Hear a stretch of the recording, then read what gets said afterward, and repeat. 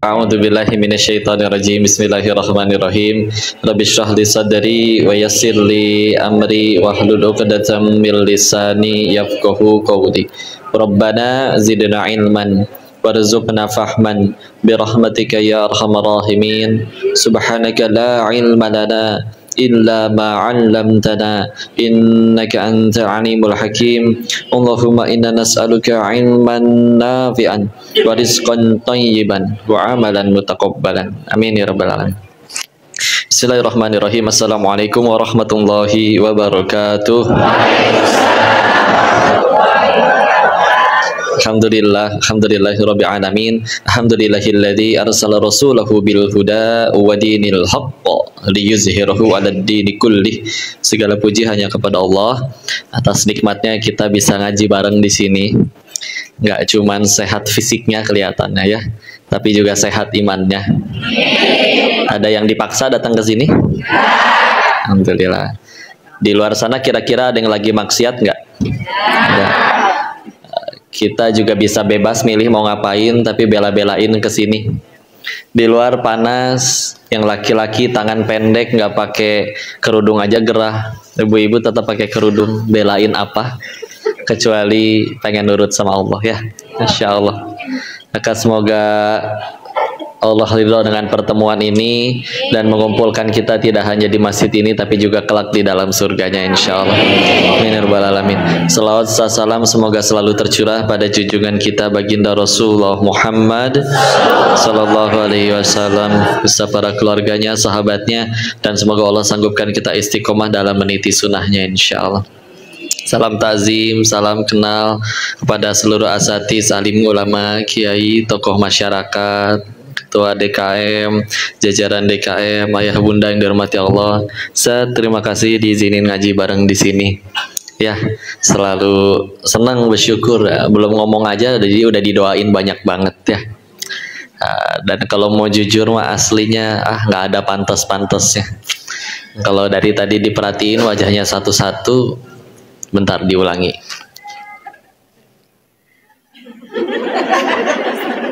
Kelihatannya nggak ada yang pernah jadi bandar judi ya. Berarti kan yang paling banyak dosanya ini yang sedang bicara.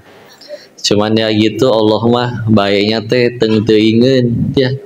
Terlaluan diri yang layak Allah matikan ini malah diizinin ngaji ke sini, disuguhin, dipersilakan duduk, diizinkan bicara, bahkan apa yang diomong kalau misalkan ditanya, kan ngomong di sini bukan untuk membuat yang duduk kagum ya. Yang penting isi omongannya disukain Allah, ya udah ya. Sisanya mau diapain aja ke. Orang jadi soleh setelah dengar ini, Allah yang ngebuat, bukan sayanya. Jangan ngaku-ngaku ya. Orang ternyata malah menghina, mencaci, ya selagi niatnya benar jadi amal soleh, nggak rugi. Lagi ada enak kumpul sama orang soleh kayak gini mah. Gimana nanti kalau ngomongnya salah? Ada pasti dibenerin, banyak guru orang berilmu di sini. Jadi bener, jadi tahu mana yang salah. Ketemu orang soleh mah jangankan membawa kebodohan, bawa dosa, malah dirangkul sini. Ya enak ya.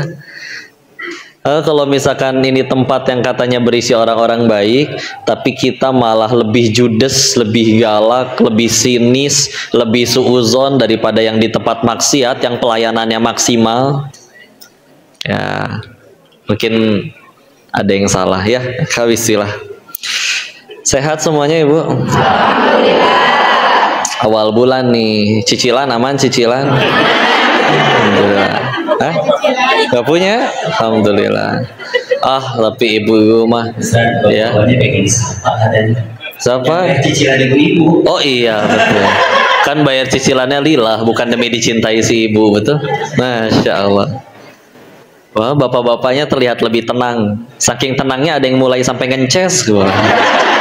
Masya Allah. Sebelum berangkat ke sini kompor udah dimatiin Bu? Nah, pentingnya nanyain kompor ya. Baik, istilah ya. Kalau ngaji kayak gini kira-kira hati tambah gelisah apa tambah tenang? Nah, sekarang hatinya sedang merasa tenang. Karena sudah tenang, kita tutup majelis ini.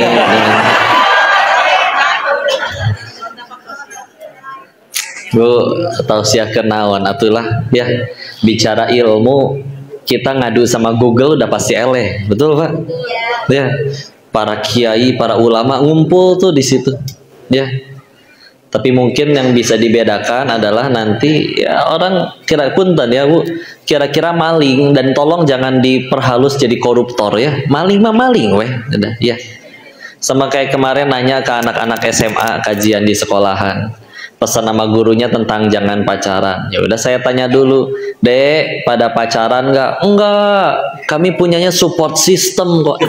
Support system, seksi eta.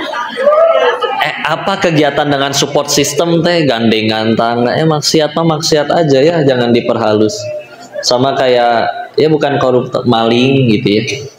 Insya Allah. Maka kira-kira maling tahu nggak kalau perbuatannya itu tidak baik? Tahu ya. Tapi tetap ada yang berani ngelakuin, betul?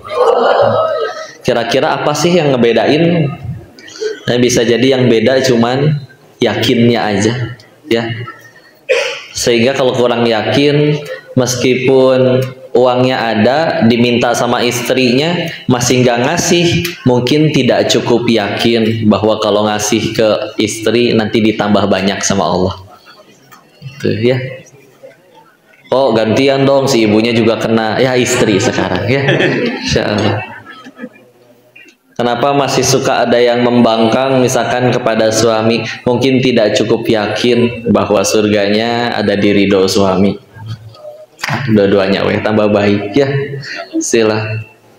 Kira-kira nih Bu, Indonesia yang katanya mayoritas muslim, ketika waktunya sholat Jumat tiba harusnya jalanan kosong nggak Bu? Ya. Tapi masih ada aja ya. Kadang punten ditanya, Pak, kenapa? Ya, ntar nggak dapet ini narik. Pak, narik selama 1 jam teh dapat berapa banyak kira-kira? Ya 50.000 sampai 100.000. Serius demi 50 atau 100.000 meninggalkan sholat Jumat? Ini lagi ngobrol apa di belakang teh? Punten, saya teh asa ini. Ya emang nggak teraskan bel. Insyaallah. Baik istilah. Ya. Gimana perbedaan yakinnya? Misalkan Nabi Ibrahim alaihi salam ketika udah mah membela dan mengucapkan kebenaran, tapi tetap harus masuk ke dalam api, dibakar hidup-hidup. Kira-kira beliau yakin nggak bahwa sene teh panas Bu? Ya. Api itu panas, beliau yakin nggak? Tahu nggak api itu bisa membakar? Tahu. Tapi dibanding yakin bahwa api itu panas, beliau lebih yakin tentang 3 hal. 1, kalau kata Allah saya harus mati, nggak usah pakai api ini, mati mah mati weh. Ya. 1. 2, kalau kata Allah saya tidak akan mati, mau api, mau meteor jatuh, mau gunung meletus, nggak akan mati demi Allah sebelum diizinkan oleh Allah. 3, kalau ngelakuin ini tetap mati, beliau yakin pasti Allah beri balasan yang lebih baik. Beliau lebih yakin tentang 3 hal tadi daripada yakin bahwa api itu panas. Bismillah, bunallahu wa ni'mal wakil, ni'mal maula wa ni'man nasir. Allah jadikan api dingin untuk beliau. Ya.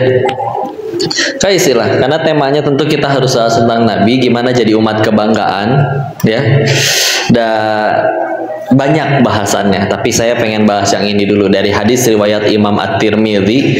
Ada 4 sikap ini teh ya, sifat yang kalau dijalankan oleh kita, kata Nabi Al-Qamaqala ya, Rasulullah Muhammad SAW bersabda yang maknanya nanti diharamkan api neraka untuknya. Ya. Nah ini 4-4-nya bukan amalan yang kudu tahajud berjam-jam, bukan yang gimana, karena emang ada amalan yang secara zahir, ada yang amalan secara ada di hati ya. Kita tahu ada kisah tentang Nabi ngumpul dengan para sahabat di masjid, terus Nabi cerita sebentar lagi akan ada ahli surga nih masuk ya. Dan gitu diperhatiin, siapa ya ini, siapa ya kira, tahu-tahu yang masuk teh tidak dikenal.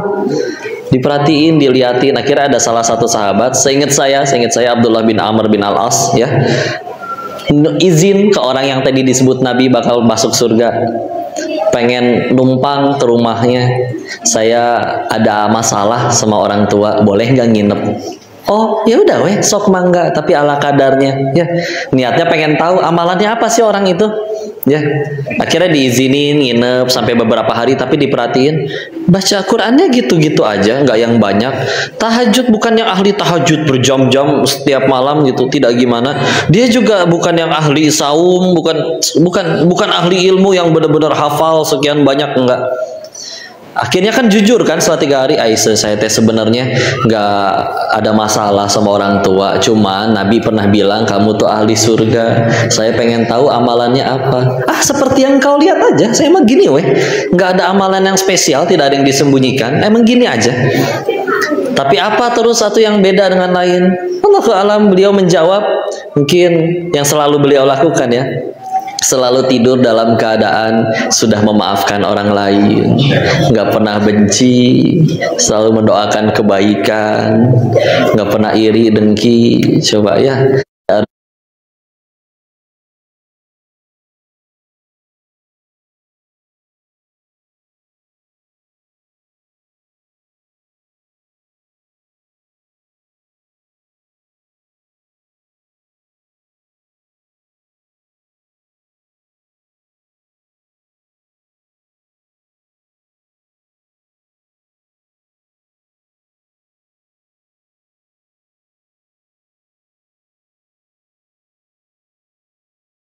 Yang lain yang pakai tes baru, dianya yang berbahagia, bersyukur, kita yang kotor, asa ruginya bu, asa rugi pisan ya.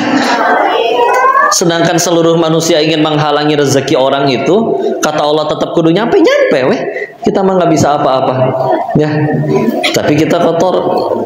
Kalau tapi tidak pengen, ya minta weh kalau ya Allah saya pengen ya Allah tas kayak si tetangga, sah, boleh kok Allah nyuruh kita minta. Udah nih surat 40 ayat 60 disuruh kita minta deh. Ya, walaupun ada permintaan yang jauh lebih keren, minta hidayah, minta husnul khotimah.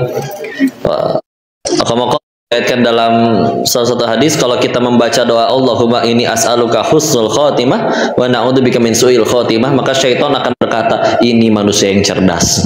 Banyak kan doa yang lebih keren, tapi kok yang pengen tas ya besok mangga weh ya. Tapi ya jangan jadi kotor hati juga, ngapain gitu ya.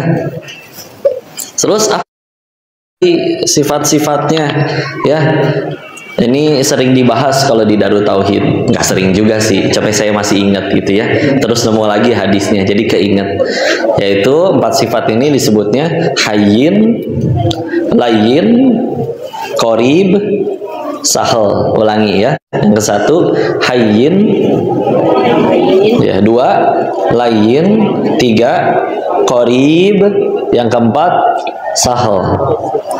Ya, nanti dibahas insya Allah satu-satu. Yang pertama hayyin teh tenang ya. Asli ya, begitu udah tadi seyakin itu ke Allah, nanti sampai bingung saya teh harus tidak tenang karena apa ya. Waktunya azan, Allahu Akbar, Allahu Akbar. Aduh, ada yang mau beli. Ya. Kan karena ditanya esok.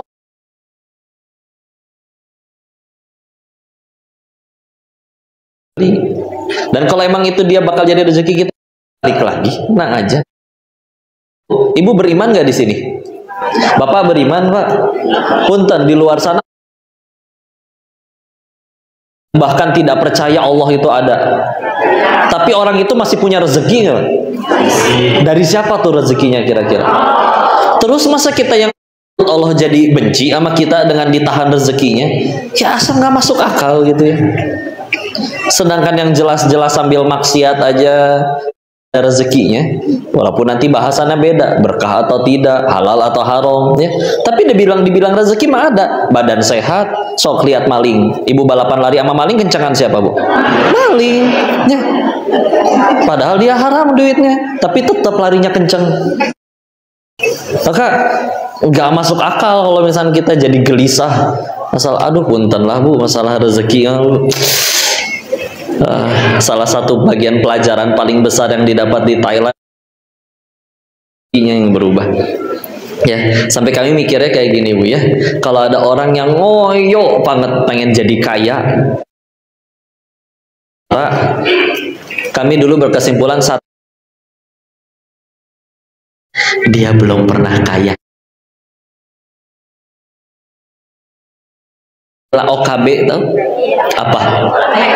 Orang kaya blow on. Ya. Beneran Bu, serius. Orang tuh penasaran doang gitu. Makanya yang udah pada pernah kaya asli biasa weh gitu. Beli makanan banyak loh. Orang 1 bungkus, kita 1000 bungkus. Orang yang kaya asli tahu emang perutnya muat. Enggak ya. Kan bisa dibesokin. Emang enak rasanya, udah basi bisa jadi ya. Terus lebih bahagia mana? Kayaknya lebih senang dibagiin, ngelihat orang tersenyum ya. Bu, ibu lagi bete, bahkan ada cerita punten ya, dia tidak beragama, hidupnya berat, ditinggal suaminya, anak-anaknya pada nggak ada yang mau nurut sama dia, merenung udah siap mati. Bahkan udah gitu ada kucing lewat depan rumahnya, kelihatan kurus kering kerontang, dia ada ikan yang emang dia juga males kasih. Kucingnya makan dengan lahap, senyum tuh Bu. Itu senyum pertamanya setelah berbulan-bulan tidak senyum. Segitu teh nyenengin kucing. Gimana nyenengin manusia? Allah berikan dia kepahaman tentang itu, akhirnya dia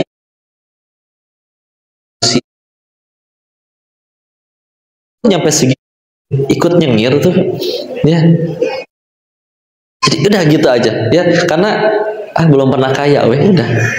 Kok makan, yuk sok ya bicara makan dulu nih. Makan Bu, makan tempe bacem yang nyaris basi Pak, sama steak tenderloin yang 1/2 juta asli, bedanya cuma 5 cm Pak.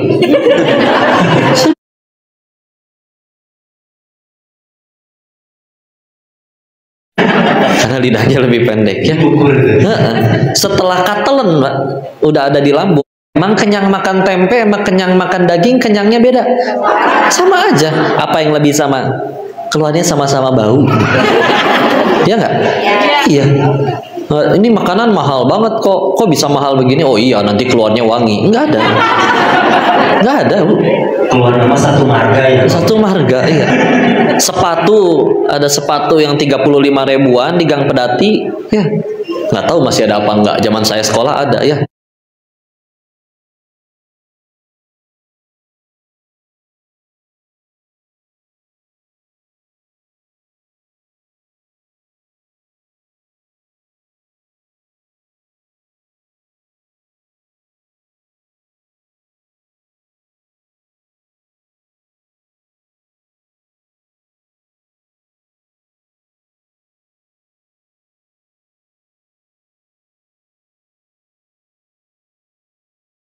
Itu makanan, cara makanan kayak begitu ya.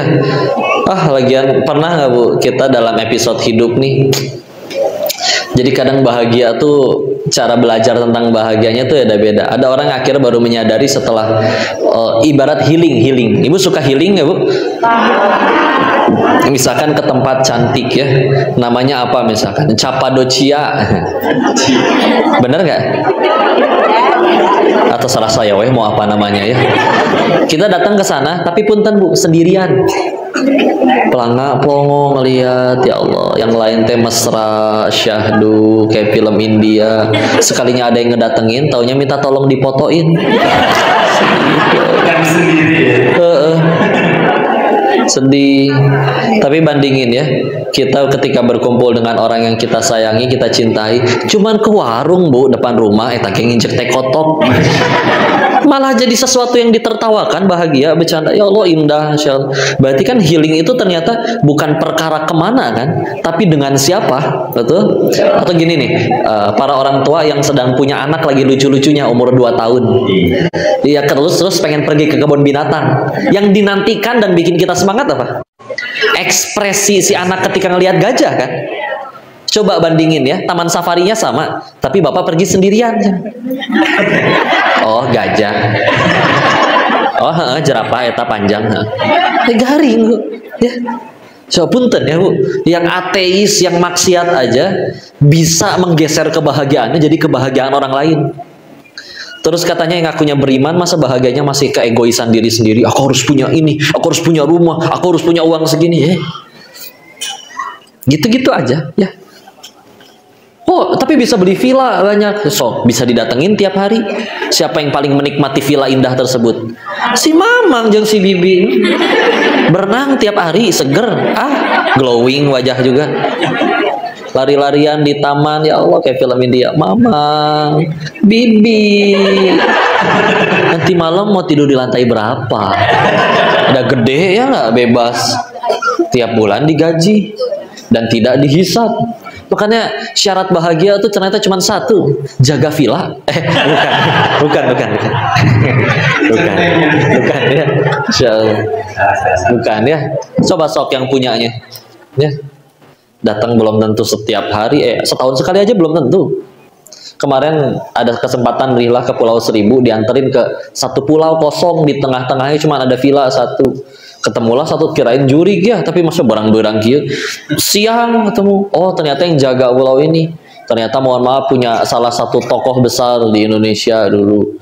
Ditanya, ini yang punyanya kemana? Orangnya udah meninggal. Sebelum meninggal, kapan terakhir kali kesini? Ada kali 30-40 tahunan belum pernah kesini. Tapi bapak tiap bulan digaji ku si eta. Ya sampai sekarang ya masih digaji sama pewarisnya. Ya, rumahnya nggak didatengin. Yang nikmatin sih bapak weh. Pasti udah puas itu nidurin setiap bagian rumahnya. Kebeli villa segede apapun, tetap ya pasti tidurnya di atas ranjang. Paling gede segede-gedenya 200 kali 200. Ya, kalau tidurnya nggak bisa diem itu kayak. Kalau tidurnya tenang, 1 kali 2 meter gitu cukup kan? Apa dia ngegelinding ke setiap bagian rumahnya? Tiap bulan tiap bulan itu belum tentu tiap tahun datang. Mau diaku udah nggak bisa, ntar ketahuan KPK ya nggak?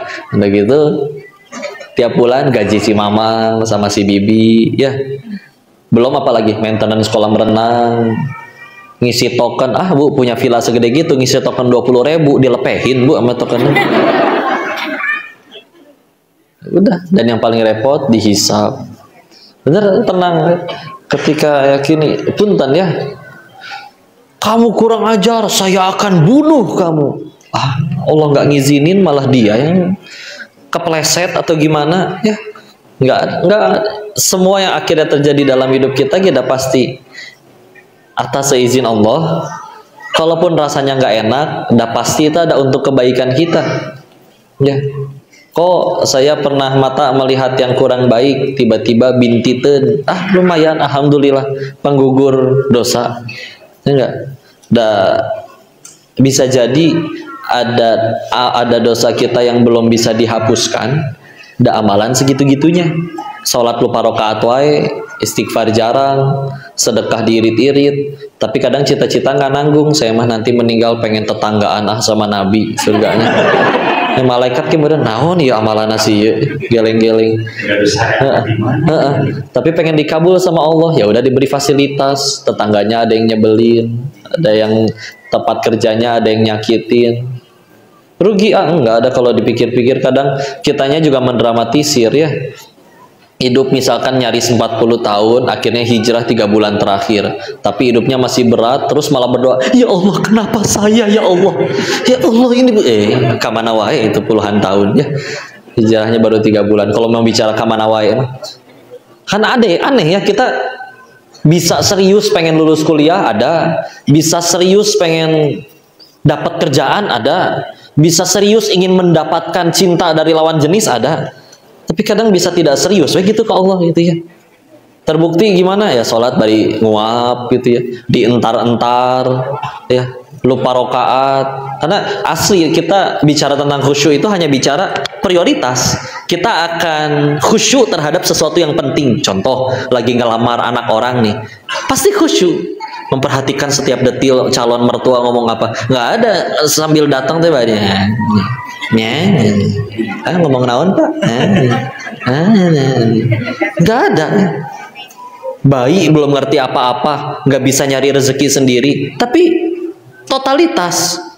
Coba kalau bayi nangisnya malasan. Ya ibu ge bingung ketika akhirnya mungkin tangisan saya kurang inovatif. Datang lagi ngejemur di atas gitu, turun tuh si ibu. Kitanya mungkin kurang serius ya. Padahal ngejar yang apa-apa yang lain bisa serius luar biasa. Jadi Udah apa yang ditakutin itu ya. Ingat cerita orang yang tenggelam ke sumur. Ini teh dari AA ini teh ceritanya. Orang jatuh ke sumur, minta tolong kan, didatengin.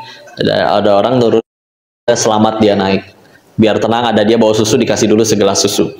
Beres minum susu ditanya, "Hai Bapak, kenapa bisa jatuh?" Baru dia cerita, dia peragain. "Nggak tahu ya, saya juga tadi cuma berdiri di sini, terus nyemplung jatuh lagi, Bu."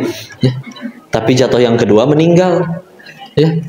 Kata beliau teh waktu itu orang yang tadi meninggal, dia masih punya rezeki 1 gelas susu lagi.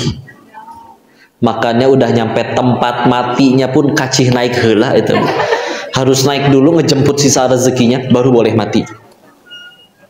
Ya, udah terkapar di ranjang nggak bisa apa-apa, kata Allah masih ada rezekinya, masuk lewat infus.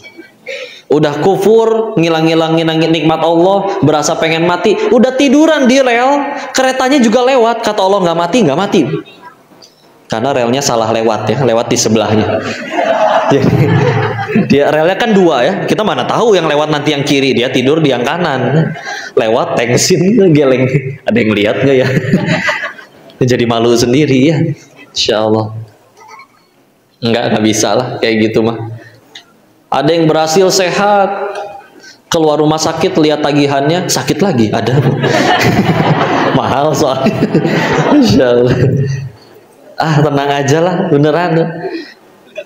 Salah satu alasan kita masih hidup hingga detik ini, karena rezeki yang sudah Allah janjikan sebelum kita dilahirkan, itu belum kita terima semua. Lihat hadis Arba'in nomor 4 ya, yang dari Abdullah bin Mas'ud. Hadisnya cukup panjang. Rasulullah SAW bersabda yang maknanya, jadi diceritain tuh kan, nanti 40 hari pertama di rahim tuh sebagai nutfah, setetes mani ya, 2 cairan mani yang bertemu. Lalu 40 hari kemudian sebagai alaqah, segumpal darah. 40 hari kemudian sebagai mudghah, segumpal daging. 40, 40, 40, jadi 120 hari. Kalau dibagi bulan jadi 4 bulan. Nah, setelah 4 bulan Allah perintahkan malaikat untuk meniupkan ruh, termasuk ditentukan salah satunya rezekinya. Ya. Ya ternyata itu sesuatu yang udah Allah tentuin asli. Ingat kisahnya Ali bin Abi Thalib radhiyallahu anhu karamallahu wajhah. Suatu ketika beliau minta seorang pemuda untuk bersihin pelana kudanya, dudukan kudanya. Ditinggal sholat sebentar. Beres sholat, kudanya ada, anak kecil sama pelana kudanya hilang. Ya udahlah, nggak ambil pusing, udah beli lagi aja yang baru. Nyampe ke salah satu toko pelana, ngelihat kayak kenal ya, ketemu, akhirnya didatengin, "Pak, punten, meser, boleh?" Nggak, bukan orang Sunda beliau ya. "Pak, itu Bapak dapat dari mana Pak pelana yang itu?" "Oh, tadi ada pemuda jual." "Punten Pak, boleh tahu Bapak tadi kasih uang berapa ke pemuda itu?" "Oh, 1 dirham." Kata Sayyidina Ali, "Demi Allah yang jiwaku berada dalam genggamannya, seberes aku sholat pun aku juga pengen kasih anak itu 1 dirham." Bener ya? Ternyata konsep rezeki itu, kita bicara rezeki, misalkan si fulan bulan ini dapat rezekinya 1 miliar, mau pakai cara halal atau haram, demi Allah tetap 1 miliar. Kita kan mikirnya, kalau nggak sambil nyolong nih, kayaknya kurang nih. Enggak Bu, beneran. Lihat anak itu, ketika akhirnya dia, kalau diambil dan juga dicuri, ini dibawa nih, 1 dapatnya lebih cepat.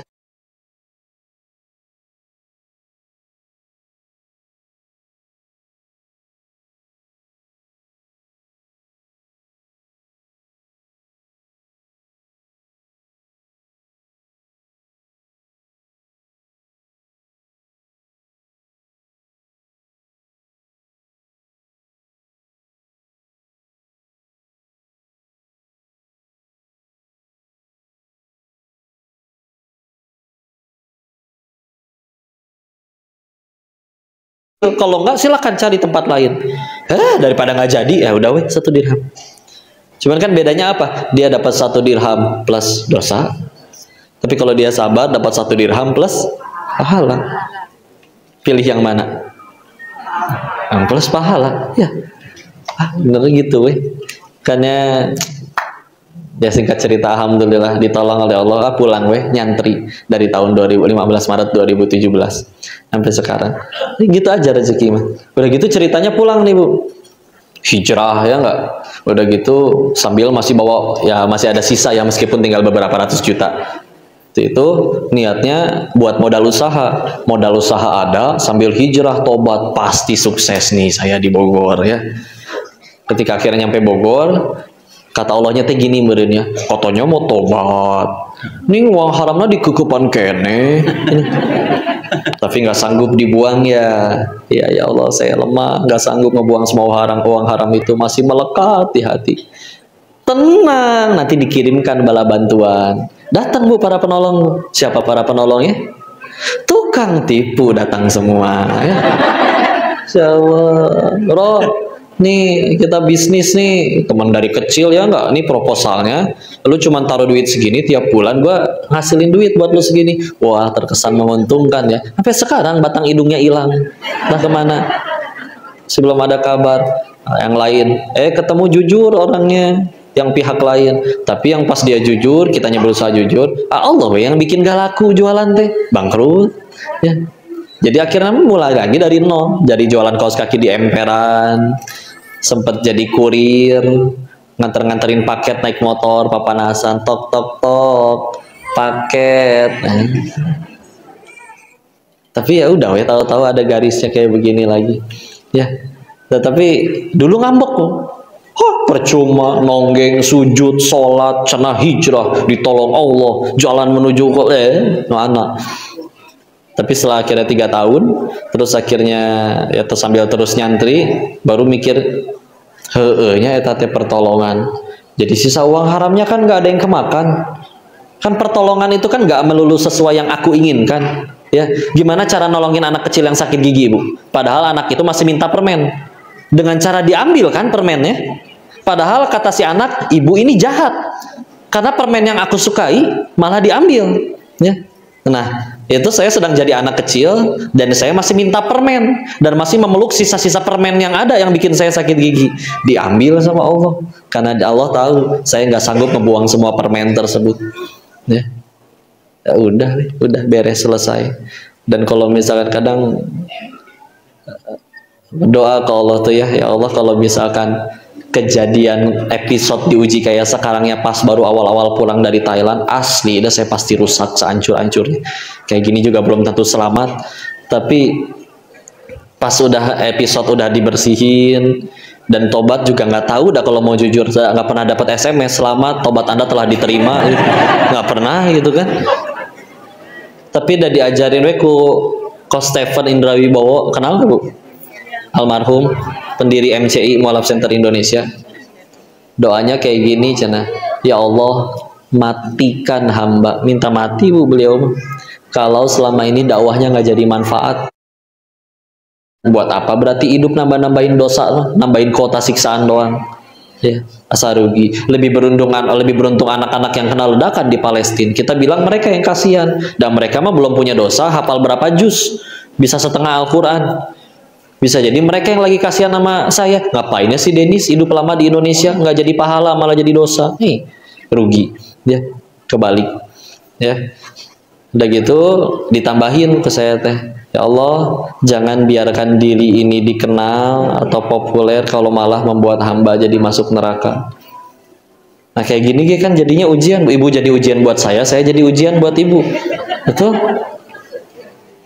Ibu lagi diuji. Kalau niatnya ibu benar-benar pengen ngaji, siapapun yang datang, bahkan kalau yang bicaranya nggak datang, tetap jadi pahala nggak Bu? Ya, pahala. Ya, setiap langkah gugurin dosa, satu langkah selanjutnya meninggikan derajat di sisi Allah. Makin jauh berarti makin panen. Tapi kalau niatnya dari awal untuk selfie, ya misalkan ya, maka ketahuilah yang diajak selfie ini nggak bisa menyelamatkan siapapun ke surganya Allah.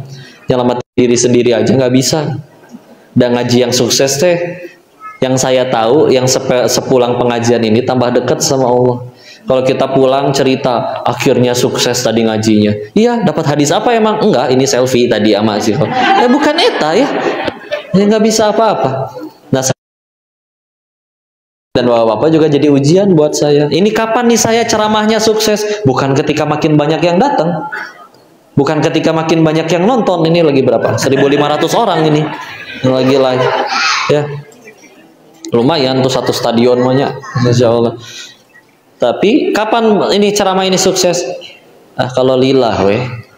Bisa jadi ada guru ngaji yang agak masuk ke gang-gang di desa, cuman ngajarin santrinya G1, ETG ngajarinnya cuman alif, ba, ta, sa, tapi nggak ngarep apa-apa selain Allah suka, Allah ridho. Dia tuh yang paling berjaya nanti.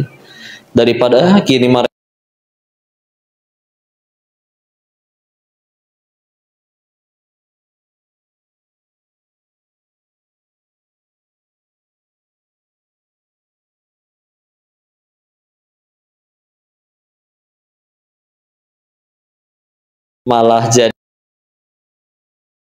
jadi menganggungkan diri sendiri. Ya udah, bukan gagal berarti ujiannya. Udah tenang aja. Dengan keyakinan itu kita tidak tenang dengan janji orang. Orang mah bisa ingkar. Dia nggak pengen ingkar pun ternyata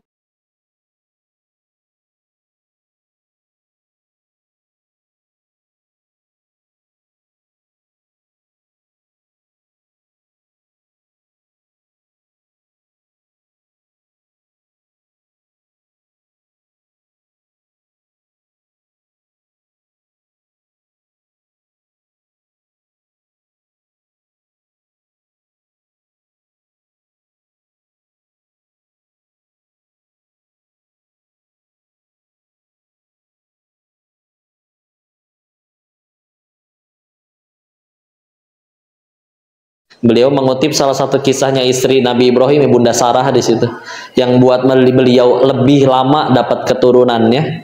Beliau mengutipkan di situ, beliau menyebutkan bahwa karena merasa ada keraguan, aku udah umur segini, suamiku udah umur segini, gimana ceritanya kami secara medis punya keturunan? Masalahnya kan, kita aja nih kalau minta tolong, saya lagi butuh bantuan ke Ustadz, misalkan, saya datang ke rumah Ustadz, khusyuk pastikan, saat punten, saya butuh bantuan segini, boleh nggak minjem dulu? Terus sayanya malah nyeletuk, tapi muka Ustadz kayak nggak punya duit, Ustadz mampu nggak ya bantuin saya? Kira-kira saya dipinjemin duit apa diusir? Usir ya. Nah ini kayak gitu, nyata ke Allah. Gitu. Kok enggak? Kok saya tetap berdoa? Yuk jujur. Ketika ada masalah, kita langsung ambil wudhu sujud atau ambil handphone dulu, WA sana sini. Iya. WA sana sini nggak ada yang bisa bantu, baru sujud kan? Ya tuh kita aja nggak suka dijadiin pilihan terakhir. Ibu punya teman, giliran happy dia mainnya sama grup yang ono. Giliran ada masalah baru nyari kita. Jiwa julid kita bergejolak kan, Bu? Bergejolak ya. Nah, saking julidnya tuh sampai nunjuknya udah nggak pakai tangan lagi, pakai bibir. Saya tak. Ada saking keselnya mungkin ya. Ini ke Allah, alhamdulillah ada Allah mah gak dendamannya. Kita lagi kayak gimana ya, tetap ibu makan wortel nggak keluar wortel, gitu. Makan wortel diolah di lambung, di usus diserap vitaminnya, nutrisinya, oleh darah dialirkan ke seluruh tubuh, ampasnya pun dibuang dan dikasih sinyal mules. Coba Bu, orang tidak diberikan fasilitas mules Bu, repot Bu. Sewibawa-wibawanya orang tahu-tahu bau, maaf keceplosan karena tidak diberi fasilitas mules. Ibu pernah nggak bersyukur ngerasain mules? Coba Bu, mules coba ya. Kalau misalkan suatu ketika zaman udah canggih, perut ibu bisa dikonektin bluetooth ke handphone, dan waktunya buang itu handphone bunyi. Waktunya ke toilet, kita lagi tidur pules nggak bangun tuh, tahu-tahu udah keluar. Tapi dengan sinyal yang namanya mules, lagi ngantuk kayak gimana bangun ibu, betul. Tapi jarang orang bersyukur karena pernah bisa mules. Insya Allah, alhamdulillah. Terus sambil maksiat juga tadi nutrisinya tetap diserap. Bayangin kalau misalkan kita setiap kali makan pengen ngambil nutrisi dari makanan tersebut, kita mesti ngaturin sendiri. Beres makan teh kieu betapa. Bu lagi ngapain Bu? Bentar kok. Tadi kan makan wortel. Ini bentar lagi nyampe usus. Nah, masuk nih. Bentar saya isap dulu vitamin A-nya ya. Nah, tinggal diarahin ini ke mata. Diajak ngobrol sih jadi belok ke kuping. Enggak kan? Jangankan sambil tidur, sambil kegiatan, sambil maksiat Bu kadang. Tetep nyampe. Coba. Nah, kayak ini nih ya, kita nafas kayak gini nih ya. Ini kan berbagai macam aroma, Bu ya. Ada bau ketek tetangga, ada bau apa aja gitu ya. Dan paru-paru kita butuhnya oksigen. Sedangkan tanya ke anak kelas 3 SD, saya masih ingat tuh di buku IPA-nya. Jadi oksigen di muka bumi itu cuma 20 atau 21%. Sisanya nitrogen, 78 atau 79%. 1% lainnya adalah gas-gas yang lain. Ya, hidrogen apa ya, yang lain-lain gitu ya. Nah, terus gimana caranya? Ini si hidung pas nyerap udara dengan berbagai macam campuran aroma, tapi bisa tahu yang diambil oleh badan oksigen doang. Ternyata baru ketahuannya pas lagi SMA, buka buku biologi lagi. Ternyata di dalam darah itu ada yang mengandung namanya hemoglobin. Yang secara kimia, si hemoglobin itu lebih mudah berikatan dengan oksigen. Ketika si udara masuk ke bronkus, bronkeolus, alveolus di dalam paru-paru, lalu di situ adalah pertemuan antara darah dengan udara yang masuk. Yang mana yang diambil sama darah? Karena si hemoglobinnya lebih mudahnya berikatan dengan oksigen saja, jadi yang keambil cuma oksigen, lalu dianterin ke seluruh tubuh. Tanpa minta, tanpa doa, tanpa mikir, kadang sambil maksiat. Karena ketika ada orang soleh ditanya tentang apa Allah itu bagimu, dia menjawab, tetap memasukkan udara ke dalam ruanganku, padahal aku sedang bermaksiat mengkhianatinya di dalamnya. Jadi ngeraguin apa gitu ya. Adalah itu mah yang tenang ya. Jadi dengan akhirnya keyakinan itu hidup apa tuh yang ditakutin ya. Kalau udah berbuat baik dia jahat ya dia tuh yang rugi. Masa dia yang jahat saya yang dihukum, ngaco ah. Kan kamu jadi dizolimin, jadi korban. Saya mah bakal mati. Cita-cita ke surga. Nabi Adam aja diusir dari surga. Dosa 1. Emang dosa saya cuma 1? Enggak. Terus ke surga pakai cara apa? Sholat saya lupa rakaat melulu, istighfar jarang, sedekah diirit-irit. Berarti kan perlu penggugur dosa. Tahu-tahu dia udah ditolong malah jahat. Lumayan gugurin dosa. Makanya pengen ngasih kue bolu nih ke dia. Jangan lupa stok kue bolu ya Bu di rumah. Ya. Tapi kan kamu digali-gali aibnya. Coba perhatikan orang yang sedang menggali aib seseorang. Dia begadang, dia kurang tidur, kurang makan, kurang minum, besoknya tipes tuh dia Pak. Ya. Orang yang akunya cinta sama kita aja nggak segitunya tuh ngerelain waktu. Dia mah di scroll, dicari foto ibu di Facebook yang paling culun, yang paling dulu. Ya. Berarti dia tuh yang aslinya paling cinta sama kita. Tapi kok kan jadi diumbar aibnya sama orang. Nyamuk aja mati karena tepuk tangan. Masa saya nyari tepuk tangan melulu? Lagian hinaan yang orang itu sebut lebih sedikit dari kehinaan saya yang asli. Emang dia nyebut apa? Paling saya cuma dibilang banyak omong. Dia nggak tahu saya nggak cuma banyak omong, banyak utang, banyak cicilan, lain-lain. Biasa aja. Tapi dihina, apa hinaannya misalkan? Coba ya, Bu, monyong ibu, apa mulut ibu langsung mancung? Enggak kan? Malah mulut saya yang harus mancung. Coba sebut kata monyong tanpa majuin bibir. Saya nggak bisa. Repot, tenang aja. Tapi udah berbuat baik, dia malah jahat. Ya kan berbuat baiknya bukan supaya dia cinta, biar Allah suka weh. Apa artinya satu dia cinta tapi Allah benci? Kelakuannya nyebelin tapi kok alhamdulillah lah meninggal nggak ditanya kelakuan orang. Punten, jadi ruginya belah mana? Bu, suka nggak dikasih uang 100 juta? Suka, tapi palsu. Ada. Nyadar nggak Bu? Kadang kita juga suka loh sama yang palsu-palsu. Apa contohnya? Kayak gini nih, ketemu tetangga, ketemu teman, terus ada yang berkata, "Ibu, kok setiap hari bertambah muda ya?" Asli nggak itu ucapan Bu? Fakta atau fiksi itu? Fiksi, ya. Tolong jelaskan secara medis gimana caranya manusia tambah muda tiap hari itu gimana. Tapi kita mah suka seneng percaya. Pas lagi di toilet sendirian, iya juga ya. Ini.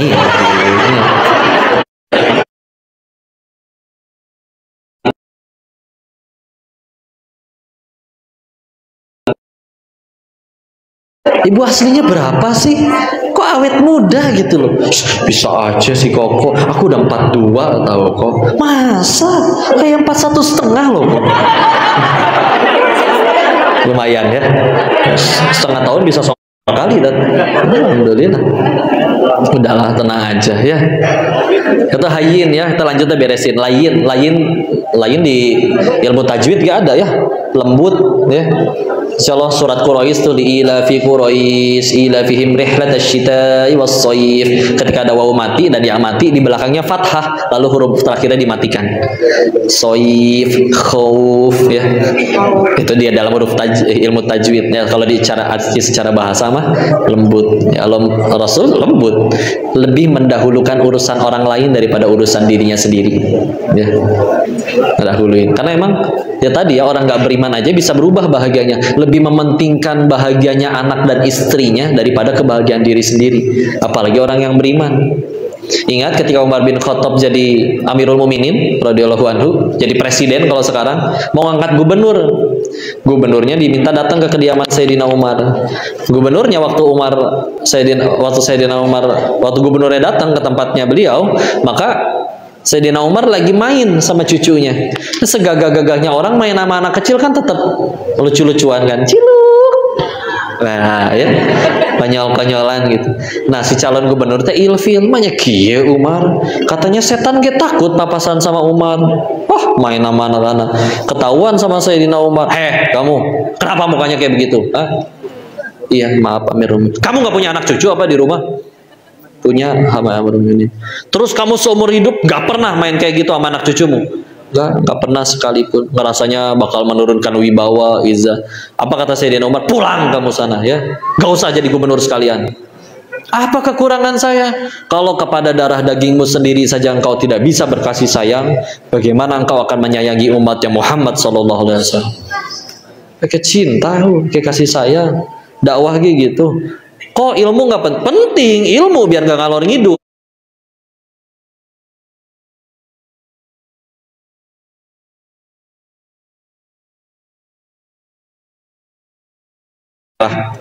Ada bapak-bapak di motor lagi nungguin lampu merah sambil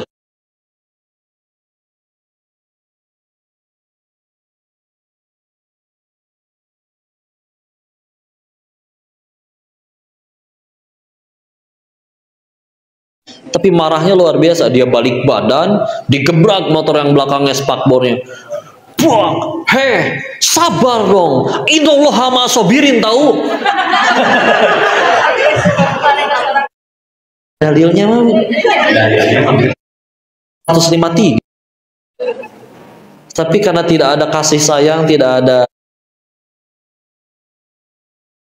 tubuh yang ada di situ.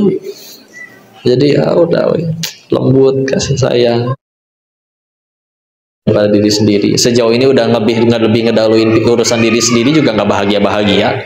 Tapi lihat orang yang udah lebih ngedahuluin orang lain bisa lebih bahagia, itu dia. Ya, bukankah itu cukup jadi bukti? Ya. Lain. Ketiga, qarib. Qarib itu dekat ya. La idza sa'alaka ibadi anni fa inni qarib ujibu da'watad da'i idza Al-Baqarah 186. Kalau ada yang bertanya Allah di mana, ya Allah qarib, dekat. Nah, Nabi itu qarib, dekat.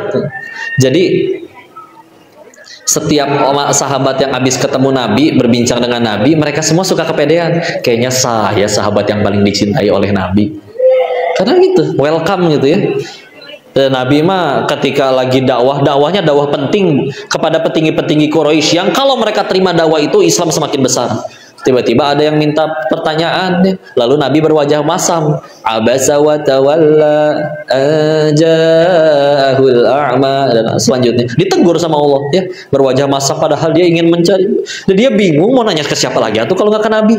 Tapi Nabi ini udah lagi dakwah, penting dakwahnya, benar-benar penting. Tapi ketika ada yang diinterupsi sempat berwajah masam gitu aja ditegur sama Allah ya. Terus ketika Nabi itu emang kalau menunjuk sesuatu ya dari secara bahasa tubuhnya juga ya, pakai ini, tangannya lengkap semua. Di mana? Di situ. Ya. Jadi Nabi nggak pernah nunjuk kecuali kalau menunjuk kepada syaitan, mengusir, gitu ya.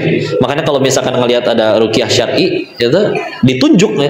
Karena untuk ini ya, untuk menunjuk kepada jinnya, kepada syaitan. Tapi kalau kepada manusia, di mana misalkan toilet? Kalau di orang Jawa kadang lebih sopan lagi, Bu ya. Di mana toilet? mau lintir tuh. Tapi ya contoh dari Nabi lebih mulia ya. Silakan, betul ya. Terus kalau Nabi dipanggil dari samping, misalnya gini ya, dipanggil oleh dari samping, iya, nah sama badan-badannya gitu ya, dengan wajah ramah. Kita mungkin kalau kita dipanggil dari samping, gitu ya, udah mau cuman lehernya doang, galak lagi ya.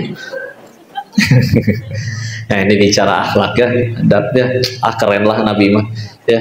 Dari dekat, ini gimana sumbernya? Hati yang tawadu, jadi nggak pernah ngerasa diri lebih tinggi dari orang lain, makanya bisa berbuat kayak gitu.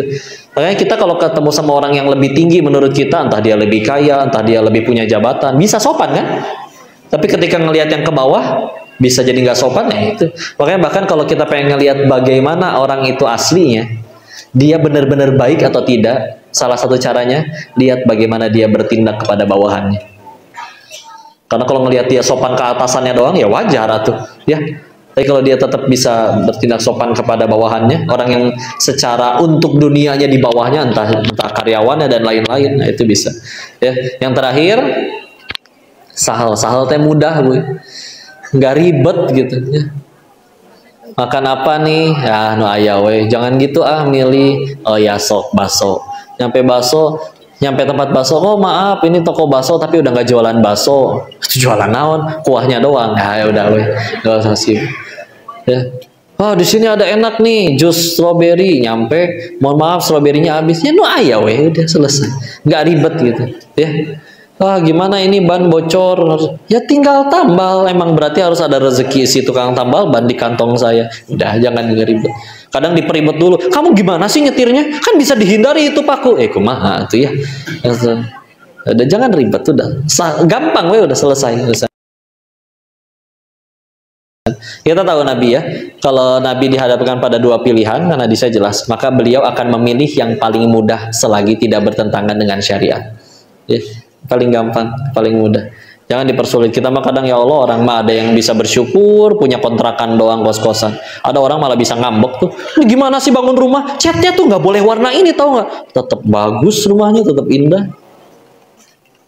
Ya di satu sisi sifat perfeksionis itu ya ada baiknya. Tapi ya jangan sampai membuat kita jadi kayak kufur gitu ya. Udah terlalu banyak nikmat yang lain. Ya. Insya Allah. Nah, kalau nggak capek ngelihat di Thailand itu ada istri minta cerai dari suaminya karena tidak dibelikan mobil yang kelima, ada beneran bro. Mungkin mobil ke-1 sampai mobil ke-4-nya mobil Hot Wheels ya, yang kecil ya. Jadi ngambek dia, kepundung ya. Ada wanita umur 34 tahun, cantik, putih, merawat diri, bersih, dia tinggi, putih, langsing mirip bihun kira-kira bu ya, gitu ya. Letoy. Tapi itu mah bu biasanya kan bagian paling hitam dari tubuh kita apa bu? Dengkul ya kadang-kadang. Itu dia bu, dengkulnya aja bisa lebih putih daripada muka orang bu. Ya. Jadi ngerawat diri, tapi ngelihat ke kuping dia lagi ngobrol sama temennya stres, menderita dengan hidup seperti itu, dan dia lagi ngobrolin ternyata rencana untuk aborsi. Tapi aborsi untuk yang ke-23 kalinya. Umur 34, aborsi 23 kali. Gak mungkin dong zinahnya cuma 23 kali. Emang stok chair apa lakinya? Ya gitu, stres, derita, capek, dan yang lain-lain. Ya gitulah, kalau tidak ada keyakinan kepada Allah, tidak tenang, dan misilah 4 sifat tadi kata Nabi, bismillah ada di diri kita. Ya, diharamkan api neraka. Nanti boleh cek, dicari ya, dicari aja di Google pasti banyak. Hayyin, layin, korib, sahal, at-Tirmizi, nanti muncul pasti hadisnya ya, silakan boleh dicek ya. Maka segitu dulu Ustaz. Wallahu a'lam bishawab, mudah-mudahan bisa ada manfaat yang bisa dipetik.